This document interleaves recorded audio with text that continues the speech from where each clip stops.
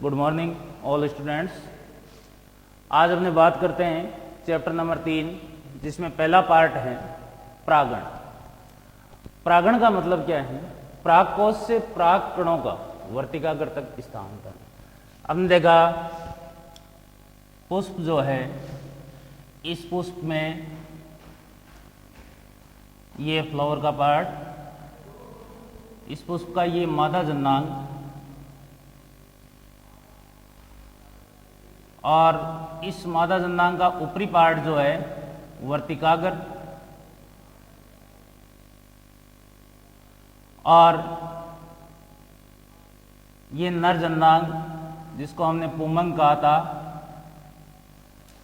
और इसका प्रत्येक सदस्य जो पुंकेसर है, पुंकेसर का ऊपरी भाग कहलाता है परागकोश।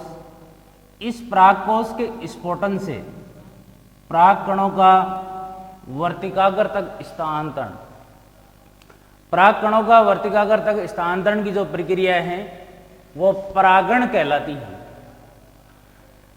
परागण पिछले पार्ट में हमने देखा कि नर और मादा युग्मकोद्भिद का निर्माण की प्रक्रिया के बाद पौधों में परागण की क्रिया होती है।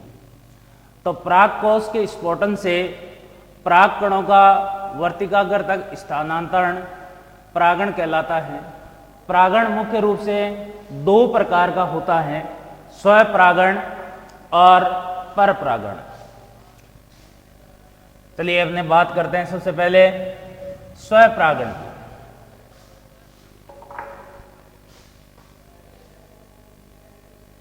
इसको अपने दो भागों में बांट लेते हैं, स्वपरागण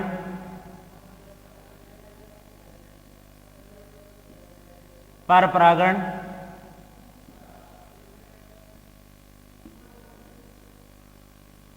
इसको अपने कहेंगे सेल्फ पॉलिनेशन,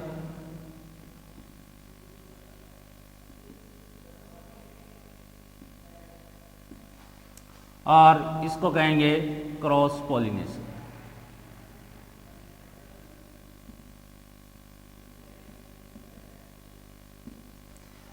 सबसे पहले बात करते हैं हमने सेल्फ पॉलिनेशन की। परागकोश के स्फुटन से पराग कणों का उसी पुष्प की वर्तिकाग्र या उसी पौधे पर स्थित अन्य पुष्प की वर्तिकाग्र तक स्थानांतरण की जो प्रक्रिया है वो स्वपरागण कहलाती है।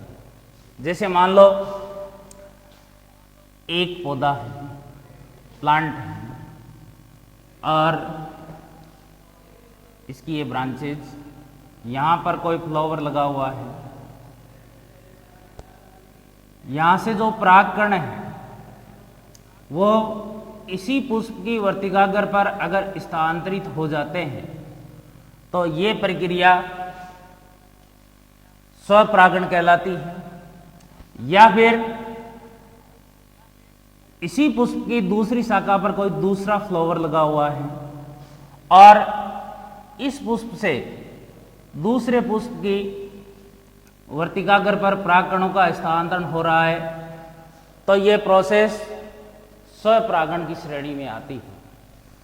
स्वपरागण को अपने दो कैटेगरी में बांट सकते हैं, एक तो ऑटोगेमी स्वयुग्मन, और दूसरा जिटोनोगेमी सजात पुष्पी परागण।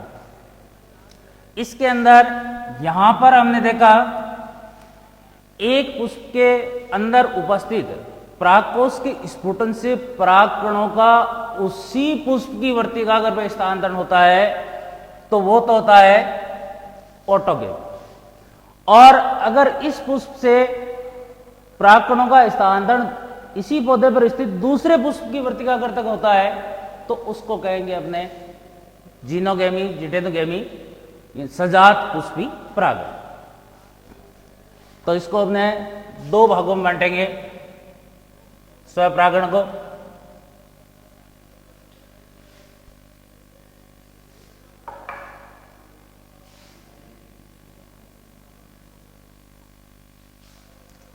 एक तो स्वयुग्मन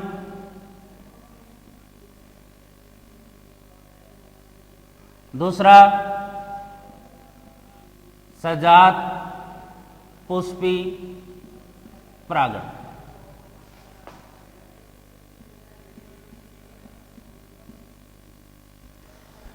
इसको कहेंगे हमने ऑटोगेमी।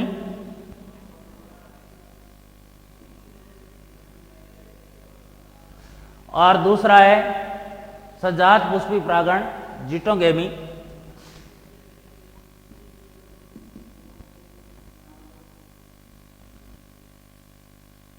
डियर फ्रेंड्स, सबसे पहले अपने बात करते हैं स्वयुग्मन, ऑटोगेमी। ऑटोगेमी क्या होता है? एक ही पुष्प के, यानी जो उभयलिंगी पुष्प होते हैं उसमें नर और मादा जन्ना दोनों एक ही पुष्प में होते हैं। एक ही पुष्प के अंदर उपस्थित परागकोश के स्फुटन से परागकणों का उसी पुष्प की वर्तिकाग्र पर स्थानांतरण क्या कहलाएगा? जैसे मान लो एक ही फ्लावर है ये, और ये इसका परागकोश है। इसके स्फुटन से अगर परागकण इसी पर गिर जाते हैं यहां पर, तो इसको अपने कहेंगे स्वयुग्मन या ऑटोगेमी। इस प्रकार की प्रोसेस मटर के अंदर पाई जाती है। मटर लेग्यूमिनेसी कुल का पौधा है, लेग्यूम फलियां लगती हैं। राइजोबियम नामक जीवाणु इनकी जड़ों के अंदर पाया जाता है, जो नाइट्रोजन फिक्सेशन का काम करता है। अब अपने स्वपरागण के अंदर दूसरा जो पार्ट है सजात पुष्पी परागण यानी जिटोगेमी। जिटोगेमी में क्या होता है कि जैसे मान लो एक ही प्लांट, एक ही पौधे पर, इसमें पुष्प अलग अलग होंगे, पौधा एक ही होगा। जैसे मान लो ये प्लांट है, एक फ्लावर इस ब्रांच पर लगा हुआ है, दूसरा इस पर लगा हुआ है। एक फ्लावर तो ये है और दूसरा ये।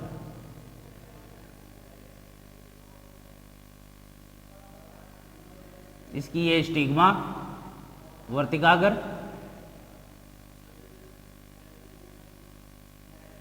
और ये इसका हो गया पुंकेसर, और ये परागकोश। अगर यहां से परागकण इस पुष्प की वर्तिकाग्र पर स्थानांतरित होते हैं तो यह घटना कहलाती है सजात पुष्पी परागण। और इस प्रकार की स्थिति जो है वो मक्का के अंदर पाई जाती है। प्रैक्टिकल के अंदर भी मक्का में वायु परागण के अनुकूलन का अध्ययन करना अपने एक टॉपिक है। प्रैक्टिकल के अंदर ये पार्ट 4 नंबर का, जिसमें पहचान, उसके बाद में उसका डायग्राम बनाना होता है, और उसके बाद में लिखे गए 4 प्रश्नों के उत्तर देने होते हैं। तो मक्का में वायु परागण अनुकूलन का अध्ययन करना ये प्रैक्टिकल का पार्ट भी है और थ्योरी का भी। अब अपने बात करते हैं जो स्वपरागण होता है इसके लिए क्या क्या अनुकूलताएं यानी अनुकूलन पाया जाता है। स्वपरागण के लिए अनुकूलन, स्वपरागण के लिए अनुकूलन की अगर अपने बात करें तो सबसे पहले अनुकूलन के लिए इसमें बाइसेक्सुअलिटी पाई जाती है। बाइसेक्सुअलिटी, बाइसेक्सुअलिटी का मतलब है उभयलिंगता।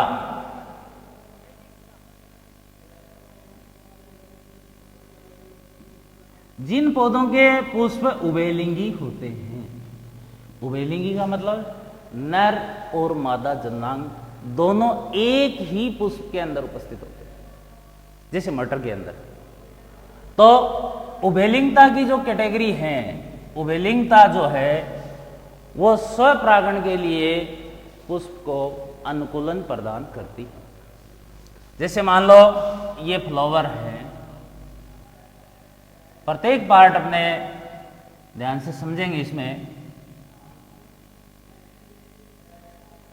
जैसे मान लो ये तो हो गया इसका मादा जननांग यानी स्टिग्मा, ये स्टाइल, वर्तिकाग्र वर्तिका, और ये हो गई इसकी ओवरी अंडाशय, और ये इसका हो गया पुमंग, और इसका प्रत्येक सदस्य ये पुंकेसर है। इसके अंदर ये ऊपर परागकोश, परागकोश के अंदर परागकण भरे रहते हैं। तो ये तो पुष्प का हो गया मादा जननांग, और ये हो गया नर जननांग। दोनों एक ही पुष्प के अंदर उपस्थित है, इस कारण ये घटना उभयलिंगता की श्रेणी में आती है, और उभयलिंगता जो है वो स्वपरागण के लिए अनुकूलन प्रदान करती है। नंबर 2, समकाल पक्वता। समकाल पक्वता, समकाल पक्वता में क्या होता है? समकाल पक्वता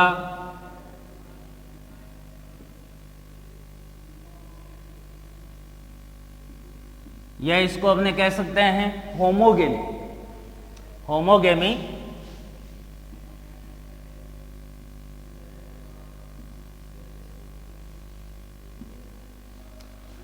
होमोगेमी का मतलब ये कि जब परागकोश और वर्तिकाग्र दोनों का परिपक्वन एक ही समय में होता है, समान समय में होता है, तो ये घटना समकाल पक्वता कहलाती है।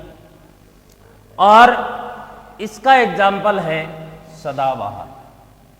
सदाबहार का जो प्लांट है उसमें इस प्रकार की घटना अपने को देखने को मिलती है, जिसमें नर जननांग और मादा जननांग दोनों का मैच्योरेशन टाइम एक ही होता है।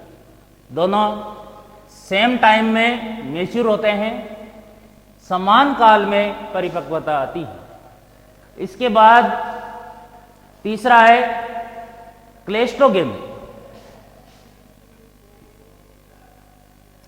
जिसको अनुन्मील्यता कहते हैं। क्लेस्टोगेमी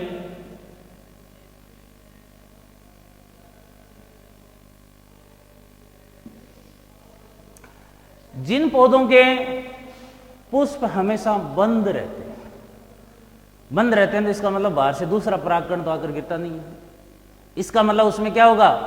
स्वपरागण। तो 3 ऐसी कंडीशनें हैं, एक उभयलिंगता bisexuality, number 2 homogamy, number 3 cleistogamy. तीनों ही कंडीशन क्या प्रोवाइड करवाती हैं? Adaptation for self pollination. अब अपने बात करते हैं, दूसरा है परपरागण, क्रॉस पॉलिनेशन।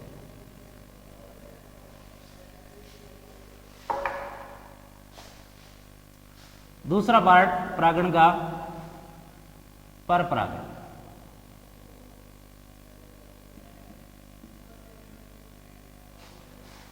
क्रॉस पॉलिनेशन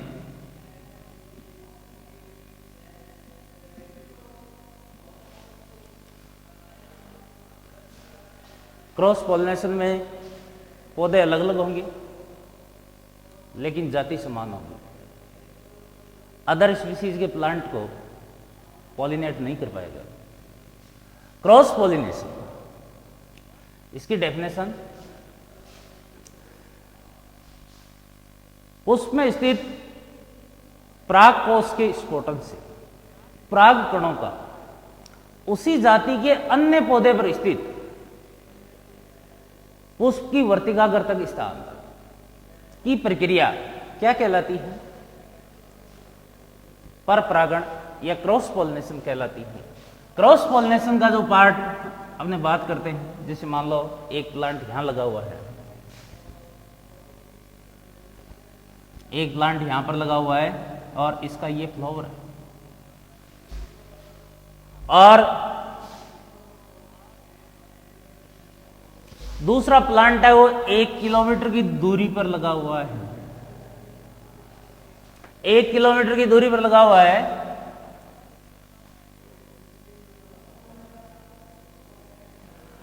अब मान लो कोई भी एजेंसी है।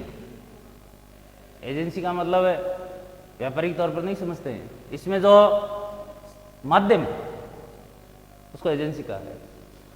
यहां से परागकोश का स्फोटन होता है और परागकण कीटों द्वारा, वायु द्वारा, जल द्वारा, पक्षियों द्वारा, गिलहरी द्वारा, घोंगे द्वारा, किसी के द्वारा, किसी भी एजेंट के द्वारा अगर यहां तक स्थानांतरित कर दिया जाता है, इन दोनों पुष्पों की जाति समान है, दोनों पौधों की, स्थानांतरण होता है, तो यह घटना क्रॉस पॉलिनेशन या परपरागण कहलाती है। तो परागकोश के स्फोटन से परागकणों का उसी जाति के अन्य पौधे पर स्थित पुष्प की वर्तिकाग्र तक स्थानांतरण की घटना परपरागण कहलाती है। परपरागण के लिए क्या क्या अनुकूलताएं हैं, अनुकूल परिस्थितियां पाई जाती हैं जिसके कारण स्वपरागण नहीं होता है और परपरागण के लिए अनुकूलताएं प्रदान की जाती है। इसकी अपने बात करते हैं। नंबर 1, एक लिंगता, यूनिसेक्सुअलिटी। पहली अनुकूलता है एक लिंग।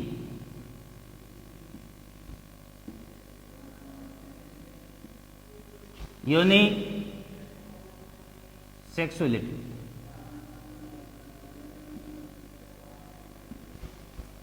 जिन पौधों में पुष्प एकलिंगी होते हैं, एकलिंगी,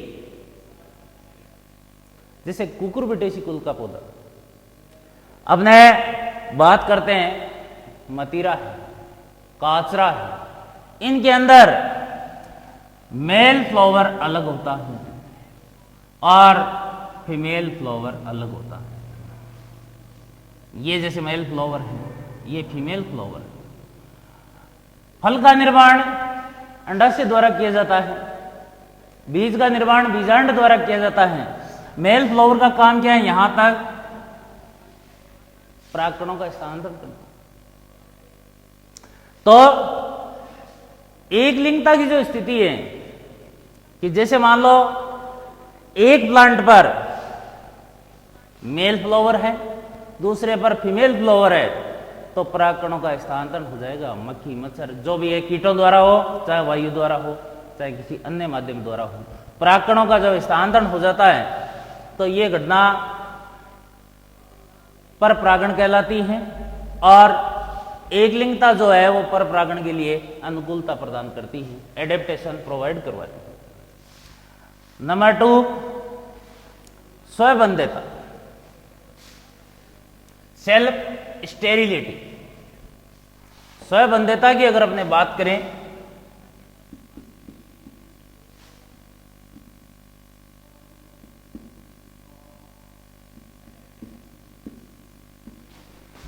सेल्फ स्टेरिलिटी। सेल्फ स्टेरिलिटी क्या होती है? कई बार एक ही पुष्प में स्थित परागकण उसी पुष्प की वर्तिकाग्र पर अंकुरित नहीं होते और परागण की क्रिया नहीं हो पाती है। यह घटना कहलाती है स्वबंध्यता। और स्वबंध्यता जो है वो क्या प्रदान करती है? परपरागण के लिए अनुकूलता प्रदान करती है। इसके अंदर अपने उदाहरण दें, अंगूर, पेटूनिया,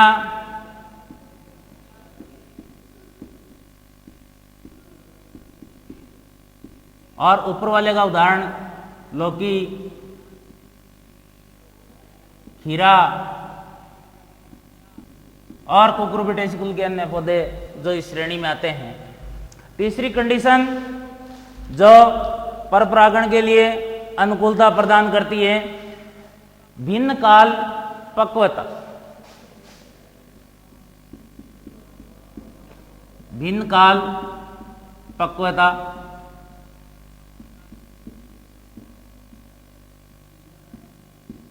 जिसको अपने डाइकोगेमी कहते हैं।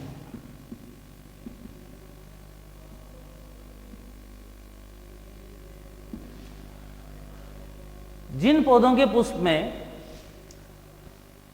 नर और मादा जननांगों का परिपक्वन अलग अलग समय होता है, अगर नर जननांग का परिपक्वन पहले हो जाता है तो ये कंडीशन कहलाती है प्रोटेंड्रस, पुंग पूर्वता। और मादा जननांग का परिपक्वन पहले हो जाता है तो ये कंडीशन कहलाती है प्रोटोगाइनी।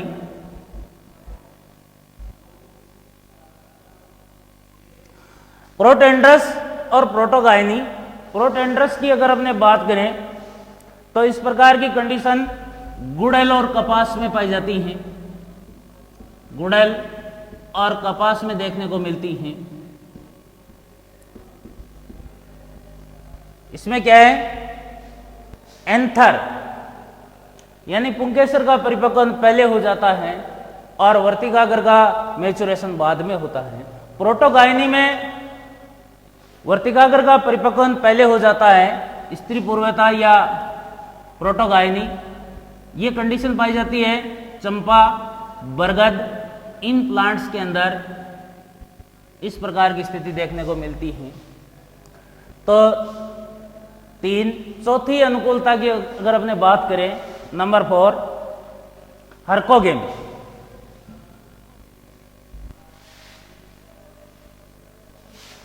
हर्कोगेमी का मतलब है संरचनात्मक अवरोध पाया जाता है। कई बार इस प्रकार का संरचनात्मक अवरोध, जिसको अपने अवरुद्ध परागणता कहते हैं, हर्कोगेमी।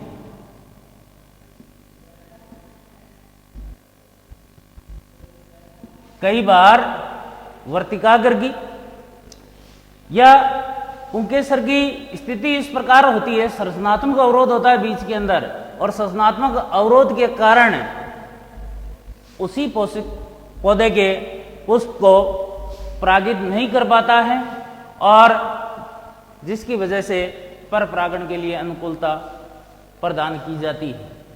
तो अवरुद्ध परागणता, इसके अंदर कैरियोफिलेसी कुल के जो पादप है उनमें देखने को मिलती है। कैरियोफिलेसी फैमिली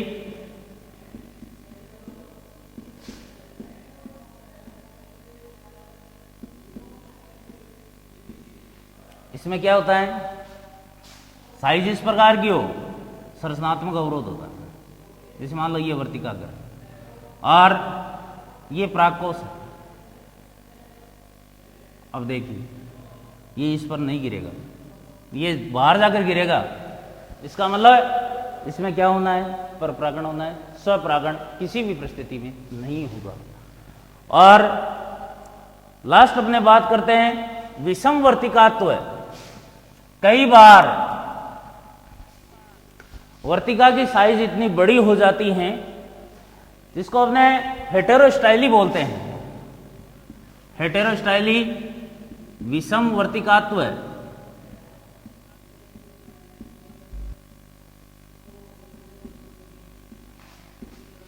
हेटेरोस्टाइली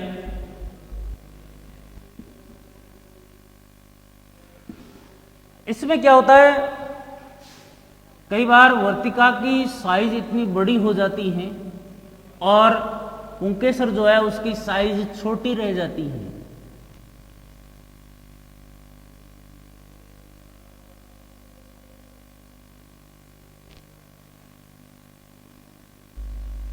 अब देखिए ये पुंकेसर है, इतना छोटा। ये तो है नहीं कि ये इसके ऊपर गिर जाएगा, इसके ऊपर नहीं गिरेगा।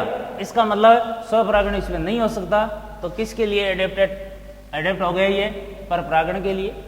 पर परागण के लिए अनुकूलता प्रदान करता है हेटेरोस्टाइली। तो ये अपने देख रहे थे पर परागण के लिए अनुकूलता है। इसके बाद में अपने बात करते हैं, हाँ, तो विषम वर्तिकात्व का उदाहरण होता है प्रिमूला। प्रिमूला प्लांट में इस प्रकार की कंडीशन अपने को देखने को मिलती है। अब हमने बात करते हैं पर परागण की विधियां। पर परागण की विधियां कौन कौन सी हैं?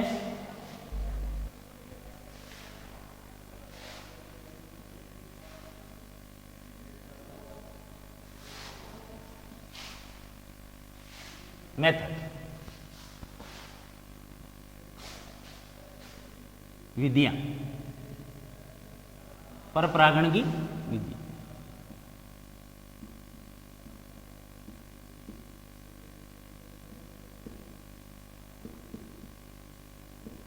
परपरागण की विधियों की आपने बात करते हैं।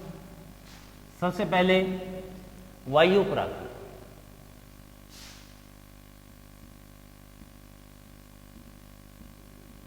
यानी वायु के द्वारा परागकण एक पौधे से, पुष्प से दूसरे पुष्प की वर्तिकाग्र पर, दूसरे पौधे पर स्थित पुष्प की वर्तिकाग्र पर जाकर गिरते हैं। वायु परागण, जिसको अपने कहते हैं एनेमोफिली।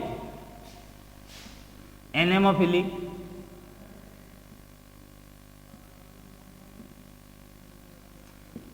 ये स्थिति पाई जाती है घास के अंदर। घास के अंदर वायु परागण होता है। दूसरा है जल परागण।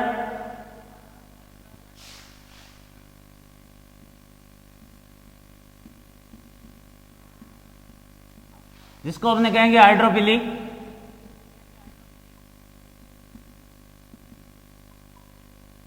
जल परागण भी दो तरीके का, एक तो जल की सतह के ऊपर, एक जल के अंदर डूबे हुए। जल की सतह के ऊपर जो स्थिति होती है अधोजल,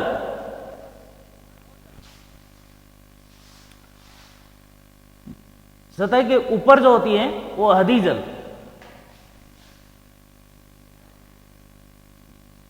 सतह पर, और दूसरा डूबे हुए। डूबे हुए या आपने कह सकते हैं जल के भीतर।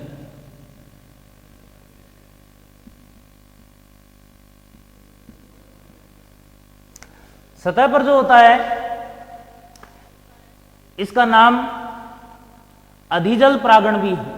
अधिजल,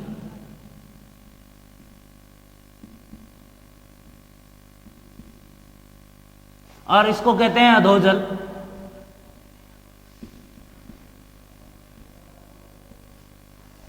अधिजल परागण, इसको अपने अंग्रेजी में बोलते हैं एपी हाइड्रोफिली।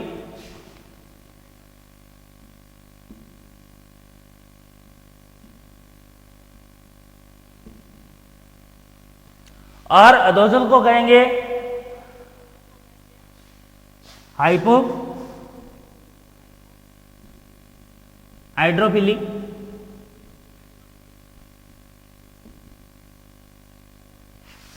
एपी हाइड्रोफिली अधिजल परागण, यानी जल की सतह पर, जल की सतह पर जो परागण होता है वो पाया जाता है वेलिस्नेरिया में।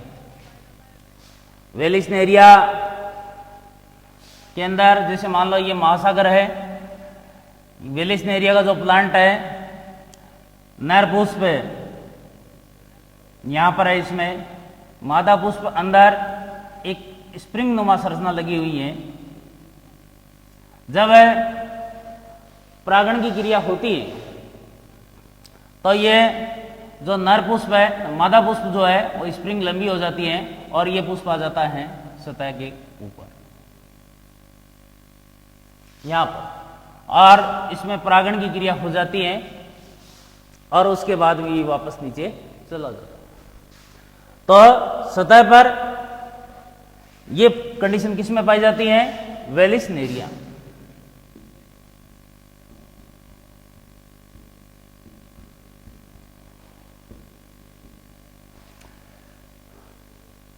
जल के भीतर डूबे हुए जो प्लांट है, ये स्थिति पाई जाती देखने को मिलेगी अपने को सिरेटोफिलम में। सिरेटोफिलम में इस प्रकार की स्थिति अपने को देखने को मिलेगी। तीसरी जो एजेंसी है पर परागण की जो मेथड है वो है कीट परागण, एंटोमोफिली।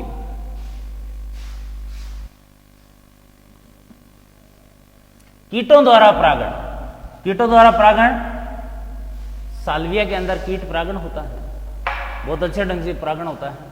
इसमें दो होस्ट होते हैं, नीचे वाला होस्ट है वो प्लेटफॉर्म की भांति काम करता है, ये भी अपने प्रैक्टिकल के अंदर भी है। साल्विया में कीट परागण का अध्ययन करना, कीटों द्वारा परागण होता है कीट परागण। एंटोमोफिली,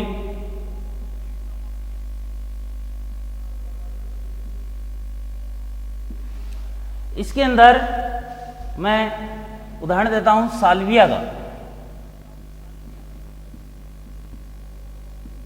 बहुत अच्छे ढंग से समझ में आएगा। साल्विया में कीट परागण की क्रिया किस प्रकार होती है। साल्विया में पुष्प है वो इस प्रकार से होता है। ये नीचे वाला ओस्ट है,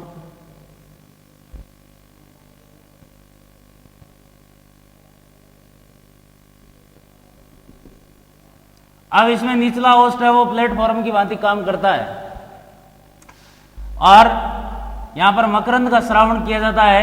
कीट जब इसकी तरफ आकर्षित होता है, कीट आकर के नीचे वाले ओस्ट पर बैठता है, इस पर यहां पर आकर के कीट बैठ गया मान लो, तो ये नीचे वाला ओस्ट जैसे ही नीचे की तरफ जाएगा, ऊपर वाला ओस्ट है वो ये जो परागकण है वो इस परागकण टकराएंगे, परागकण इसके ऊपर गिर जाएंगे।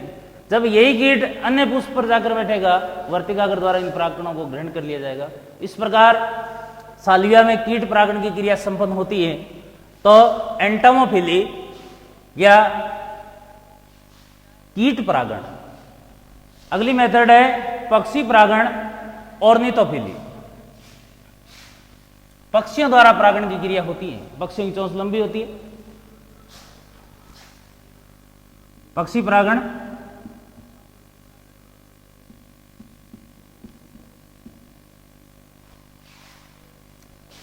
जिसको अपने ऑर्निथोफिली कहते हैं।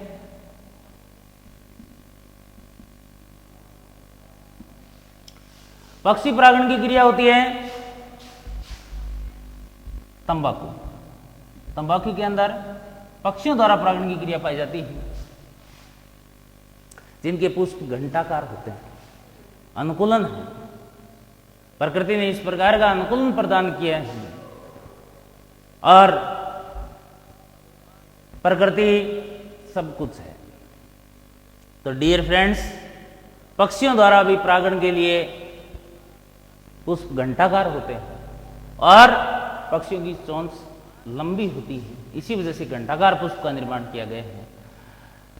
चमगादड़ द्वारा या क्रिप्टेरोफिली, चमगादड़ परागण, क्रिप्टेरोफिली।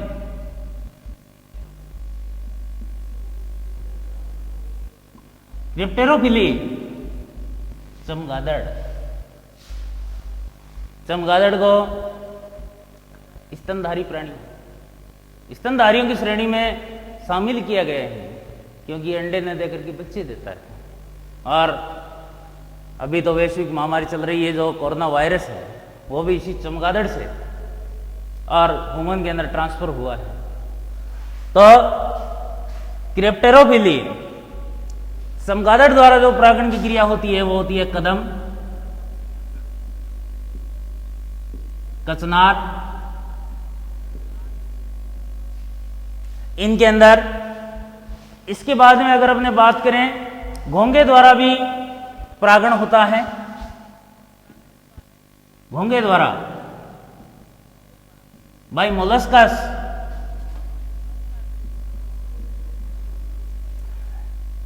ये होता है सर्पवर्क्स, ऑर्किड। इनके अंदर परागण की क्रिया होती है घोंगे द्वारा। अगर अपने बात करें, गिलहरी द्वारा भी परागण की क्रिया पाई जाती है। गिलहरी,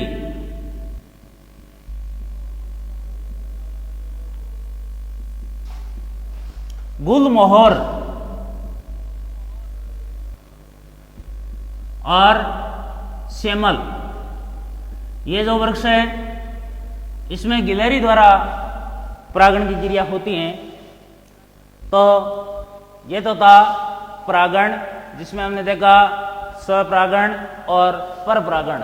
अब अपने बात करते हैं एक छोटा सा टॉपिक, अनिश्चितता या असंगतता, इनकम्पैटिबिलिटी।